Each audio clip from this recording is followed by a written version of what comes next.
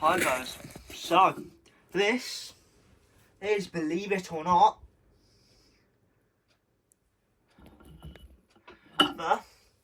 my honest review on F1 and the F1 games. So, I'm on, as you can see, right now, I am on a PowerPoint document, and that's because I'm going to go ahead and do it for you. Present it on here, so review on F1 and F1 games. So let's first start with the actual F1 game, the actual F1 thing itself. Opinion on F1, what is good and what can change. So,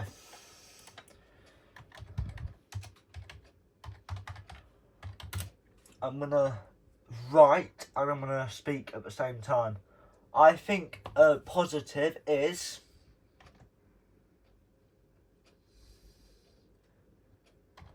amount of drivers on grid. Even though I think there could be another team or two, for now I can survive with 20 drivers. Even though there's been 20 drivers in F1 for like 20 years now, it's still good. It's not too bad whatsoever. But something I feel like should happen is, I want to do it at bullet points. So let me think of another.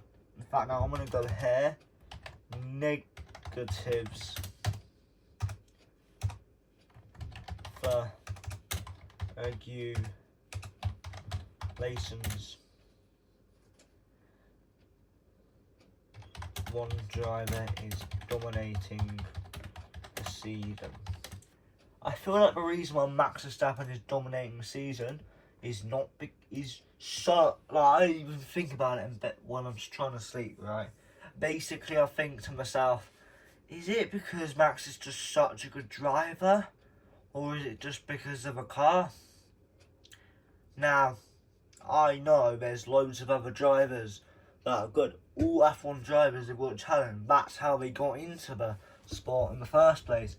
I certainly feel like it's the cars. All the rich teams can produce somewhat of a good car, but the Red Bull car is certainly, right, the fastest car by an absolute mile, by at least a couple seconds. The only thing that could show, and maybe Max Verstappen, is that sometimes his car isn't as fast as it can be, is when he does not finish in the lead and he starts first on the grid. Because you would think if he loses a few seconds in the pits, he should be able to regain it after 20 laps. Because I feel like, just from looking at his performances, his car is at least a second quicker than the second fastest car. But the reason why his teammate isn't doing so well is just because Max is a far better driver than him, quite frankly. And Sergio Perez just keeps getting unlucky, such as engine failures, or he spins, which gets him out practice or qualifying, and then he starts right at the back of the grid and he can't make up places. I feel like if Sergio Perez started within the top 10, he could do well. So, yeah. And then certainly, I'm going to write 2 for the next one. 2. Poorer, less rich teams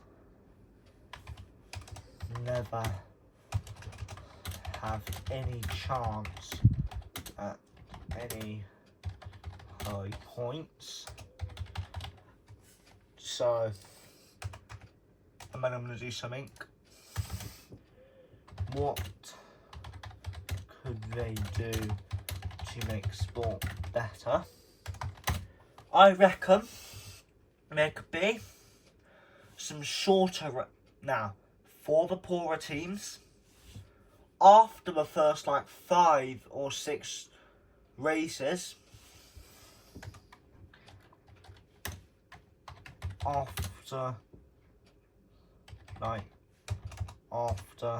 between 3 and 8 races,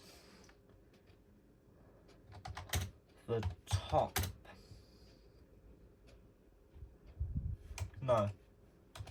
bottom 5 teams in points start having races with just the 5 bottom teams, which are half the length of full race. So basically, let's say, for simple maths, right, if a Grand Prix weekend is 70 laps, the half race length of the bottom 5 teams will be 35 laps. If a race weekend is 80 laps, the half race will be 40 laps. But they make sure, obviously they need to make sure, if they realise after previous things that the teams, if the drivers save enough, they can just about manage a race weekend with 1 pit stop, considering that it stays dry or it either starts wet and then the track dries up all the time, so then they pit for the softs or mediums or hards, and then they just stay out and they can... Basically what I'm trying to say is they need to make sure they need to at least pit once during the race. That's the whole point. Not only is it racing, but you've got to get the right strategy call. You don't want to pit mega early on lap 10. But if you make a huge mistake and you get bad front wing damage, are you going to try gamble your whole race by defending a bunch of people off? Or are you going to pit that lap and get a new ring and a new fresh set of tyres? Or if you're allowed, just go into the pit and get your wing changed. I suppose you're allowed to do that, but I don't think you are, because I don't see any of the teams doing that when I watch the races, quite frankly. So, yeah.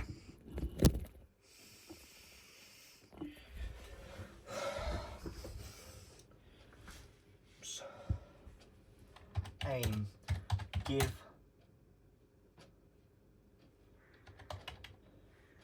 Give teams that are less rich a chance to score points, to score more points each season. So basically, none of the drivers like Lewis, or in fact no, if Red Bull do so bad that after about 5 races the team has not scored a single point, then they would be in those races. But you see, if they end up getting near to the top of the points after like 5 of those short races, they will be kicked off it, so that it's more fair. For example, if Red Bull start the season with 5 races, and after 5 races, BFAI decides to take the last race results, point standings of the teams, combine both drivers' points together to get a bottom 5 teams in the point standings, and add those bottom 5 teams into the thing. If Red Bull is in it, but after 5 of those races, they instantly get past the bottom 5, they will be kicked out. There's a certain limit though. If they are literally 1 point, so for example, there's Team 1, Team 2, Team 3, Team 4, Team 5, Team 6, Team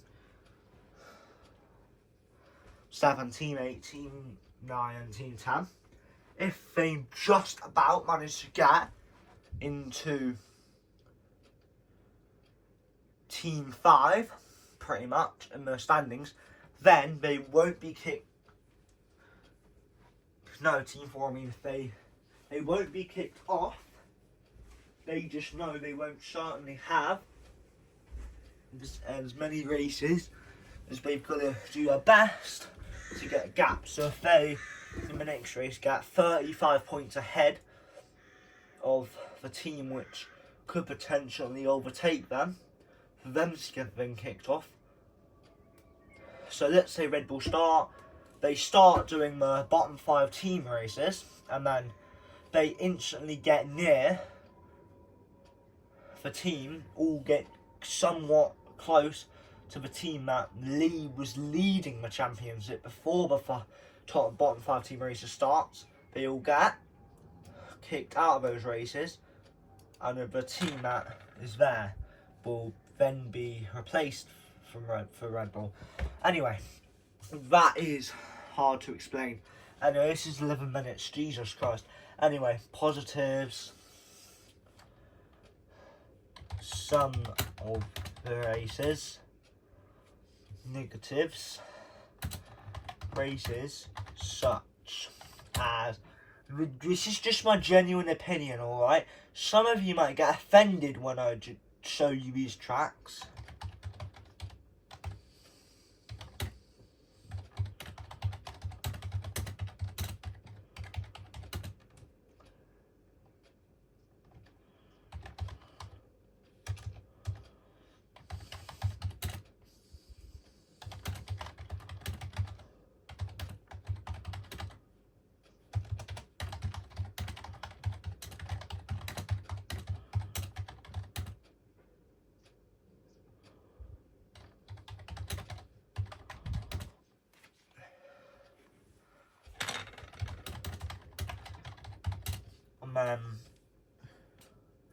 Yeah, to be honest, there's not really too many tracks I megally dislike.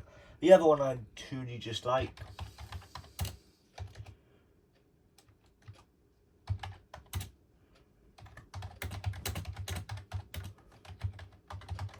Obviously, there are some changes they can do to the Monaco circuit to make it better. But realistic changes. When you say realistic changes, you might think making it wider. That is completely off the list, because Monaco and quite a few of the other circuits are made in real cities. A track like Paul Ricard, which is a track in France, is in this ginormous field. They've got all this space to make a good track, and they have yet done a horrible job of it. Places like Paul Ricard, they can easily widen the circuit. They've got miles and miles of track to do so. Places like Monaco, it's located in a city. They can't destroy loads of buildings for one race a year.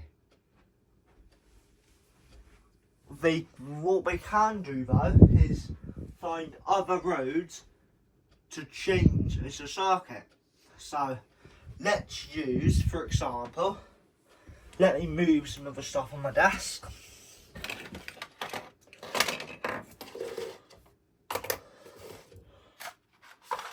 Let's say this is the literal track, right? Yeah? A circuit would look something like this. I'm going to use this as my little car to go around. The track would look something like this.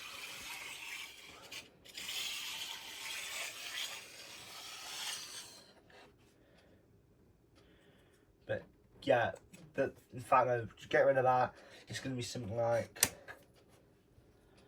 this is a Monaco hairpin, whatever. Let's just go up a ramp, down a ramp, through the tunnel, through the chicane, and so on.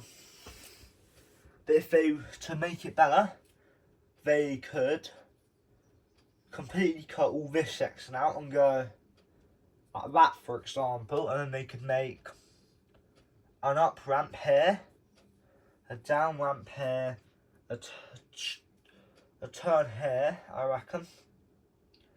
In fact, they could even make it go completely underground, even like this. You probably can't even see it, in fairness. And they could make the track completely go like that, downwards there, and then back up, for example.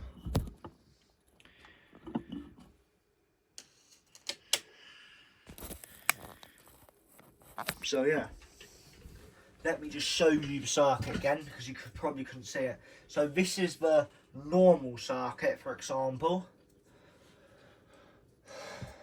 And then just an up ramp, and then around here, a few times here, the chicane here, and back around to complete the lap.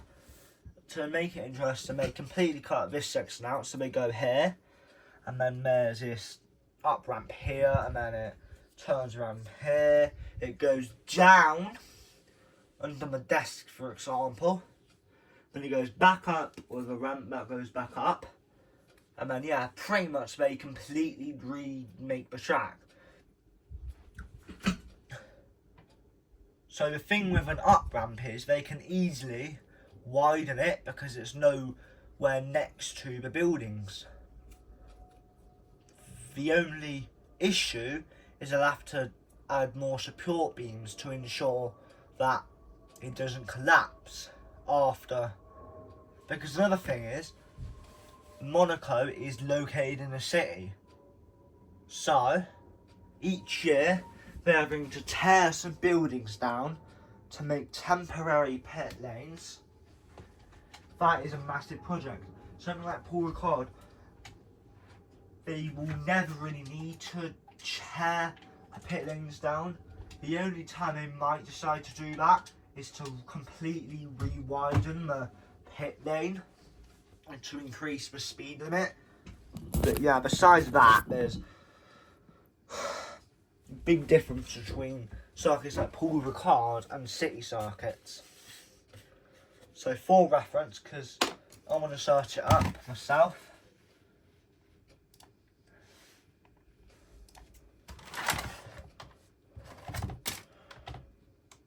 all F1 city circuits. Formula 1 circuits, Wikipedia, there we go. No.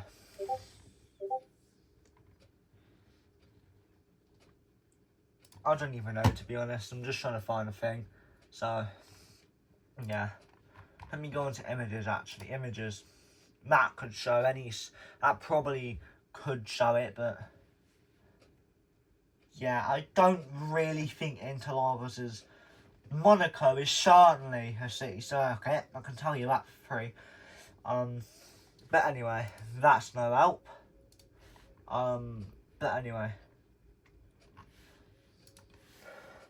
So I've done enough. I'm going to do a new slide. F1 games.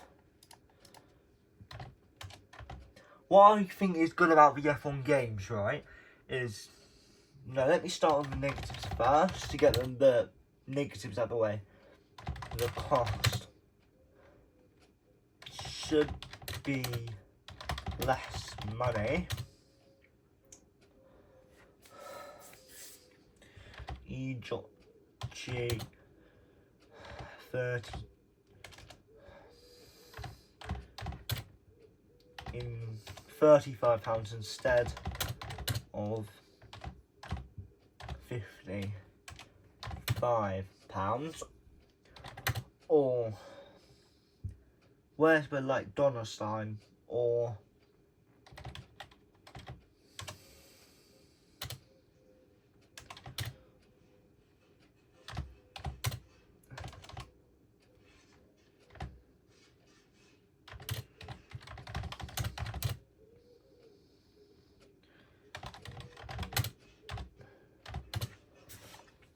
that's an example. So yeah, and then positives added the, I don't know what to call it. Oh yeah, the rating thing that can go up and down depending how well you do in races in career mode.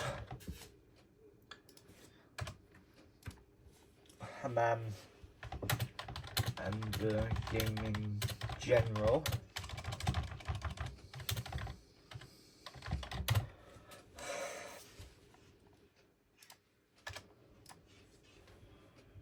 Like online multiplayer.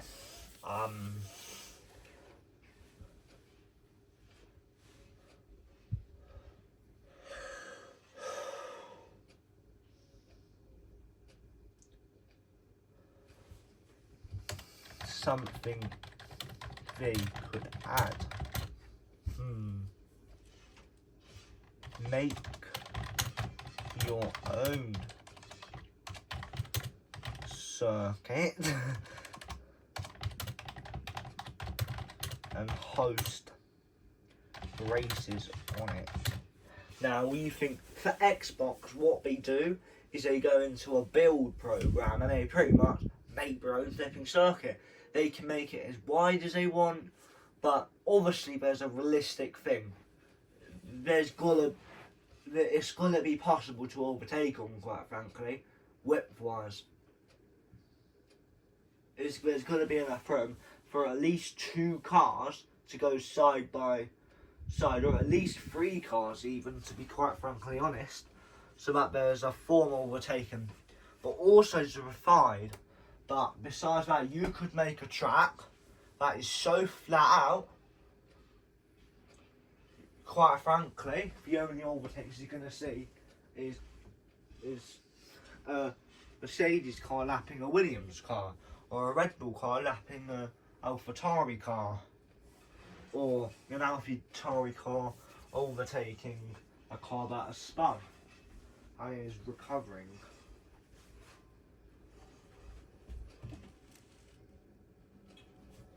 So yeah. Anyway guys, I think this is about covered it. So this is probably not the best one, but in general I would rate Real F1. Now I'm going to base it off different categories: tracks, teams, regulations.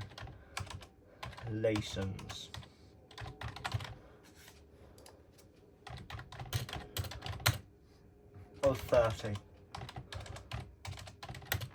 So basically 30, it's because it's 30 because there's 3 things and it's out of 10. So tracks, I'm going to rate 7. Teams, I'm going to rate 8. And then regulations, I'm going to rate 3, quite frankly, because, yeah. In fact, I'm going to go 4. So in total, but the whopping score out of 30 is, let me do the maths quickly,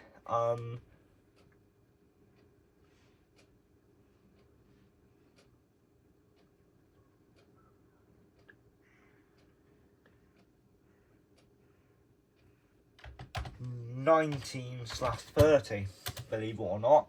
So let me just make sure that's right. So 8 plus 4 is 12, and then 12 plus 7 makes 9, so that's 19.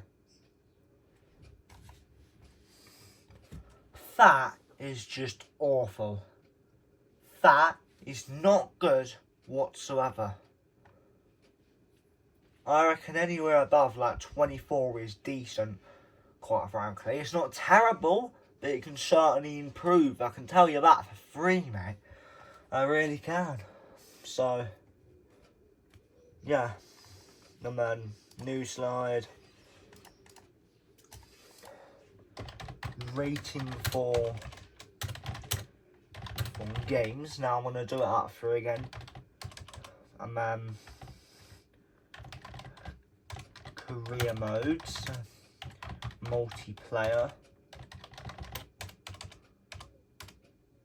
I'm gonna do 2 career modes. I'm gonna do 9, and then multiplayer. I'm gonna do 7. So again, score is 20. So and then it is 16 plus 20. So that's actually decent. So yeah. Anyway, peace out. I'm gonna let you view what I've done. So yeah. I'm gonna show each one for about a minute, and then I'm gonna wrap the video up. So yeah, between like 30 seconds and a minute. So yeah.